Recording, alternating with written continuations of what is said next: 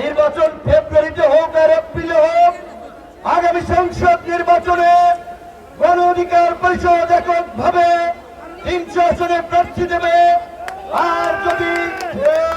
আর যদি দেশের প্রয়োজনে কোন জোট করে, তবে আমাদের যেই সমস্ত জায়গায় এই রকমের জনসমর্থন আছে সেই সমস্ত আসনকে নিশ্চিত করে আমাদের জোট হবে। জোট হোক আর এককভাবে নির্বাচন করি।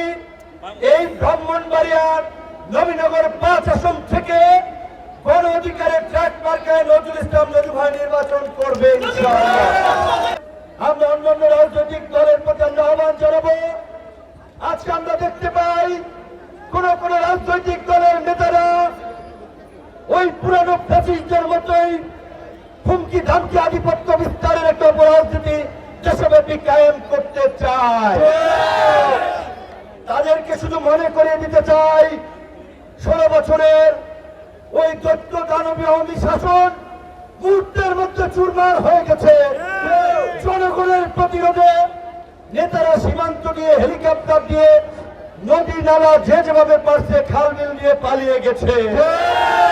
কাজে আজকে কেউ যদি জনগণের বিরুদ্ধে অবস্থান নেন, তাদের পরিণতি কিন্তু তাই হবে। আমরা এই জুলাই গণ অভ্যুত্থানের অংশীজন সকল রাজনৈতিক দলকে সংযত এবং সহনশীল হওয়ার আহ্বান জানাই।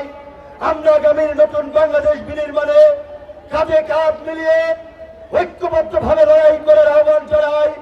দেশকে এগিয়ে নিতে সংঘাত, সহিংসতা, হানাহানি, মারামারি মুক্ত একটা নতুন রাজনীতির প্রতিষ্ঠার অঙ্গীকার আমরা গণ অধিকার পরিষদের পক্ষ থেকে করছি।